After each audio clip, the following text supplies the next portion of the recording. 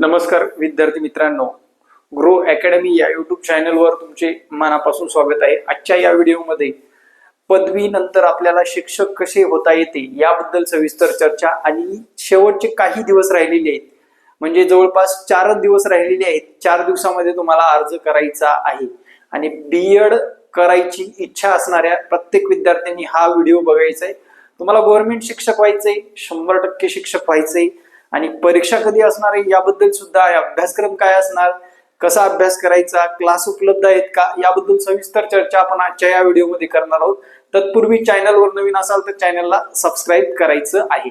चला मित्रांनो पाहू बीएड सीईटी देण्यासाठी काय काय लागतं।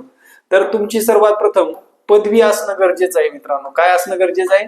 पदवी असणं गरजेचं आहे। कोणत्याही विषयामध्ये तुमचं बीएससी झालंय, बीए झालंय, तुमचं बीकॉम झालंय, कोणतंही असू द्या, बीएड करण्यासाठी सीईटी कॉमन एंट्रन्स टेस्ट देणं आवश्यक आहे। आता बीएड घरी बसून सुद्धा करता येतं। घरी बसून सुद्धा कसं करायचं त्याबद्दल सुद्धा सविस्तर चर्चा आपण आजच्या या व्हिडिओमध्ये करणार आहोत। चॅनलवर नवीन असाल चॅनलला सबस्क्राईब करून ठेवा, जेणेकरून तुम्हाला भविष्यामध्ये टीईटी, सीईटी किंवा कुठलीही बीएड बाबतची कोणतीही माहिती तुम्हाला मिळून जाणार आहे। पहा मित्रांनो, अर्ज कधीपासून करायचा, अर्जासाठी लागणारे डॉक्युमेंट काय लागतात तर पहा, अर्ज करायला डेट दिलेली आहे 8/1/2026 पासून तुम्हाला अर्ज सुरू झालेला आहे। 23 जानेवारी पर्यंत अर्ज करायचा आहे। आज आहे 19 जानेवारी। 19 जानेवारी म्हणजे विद्यार्थी मित्रांनो फक्त 4 दिवस तुम्हाला अर्ज करता येणार आहे।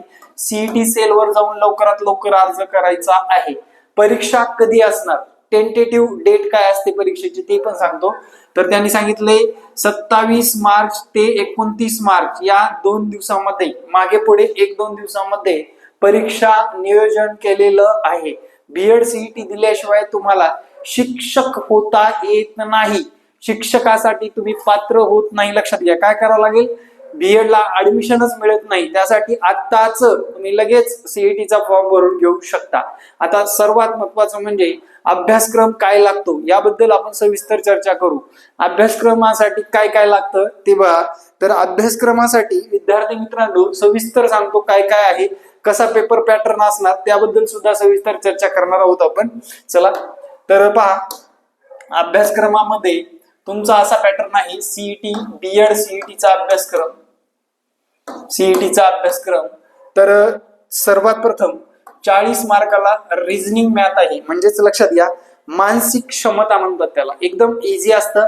आपल्याकडे त्याचे क्लास सुद्धा आहेत, ज्यांना हवा आहे त्यांनी मला या संपर्क क्रमांकावर संपर्क साधायचा आहे 9665484048 या संपर्क क्रमांकावर। तुम्हाला याचा टीईटी ला सुद्धा फायदा होईल, सीईटी मध्ये पण चांगले गुण येतील। 40 मार्काला काय असतं, रिझनिंग, मेंटल ॲबिलिटी, आपण त्याला रिझनिंग असे म्हणू।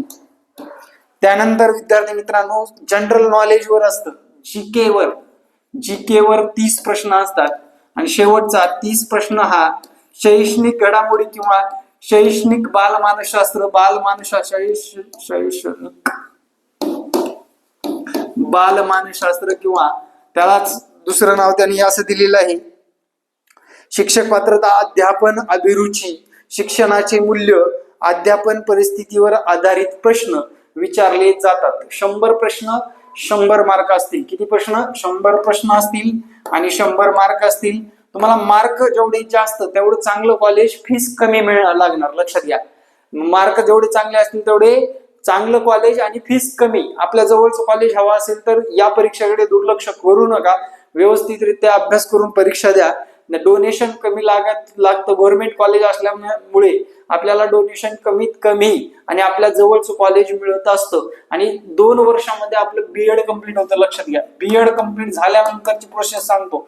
2 वर्ष गेले त्यानंतर चालू मध्येच अपियर मध्ये टीईटी किंवा सीटीटी एक्झाम पास करायची आणि शिक्षक भरती मधली टीएआयटी एक्झाम मध्ये मार्क घ्यायचं, अशी प्रोसेस आहे गव्हर्नमेंट शिक्षक होण्यासाठी।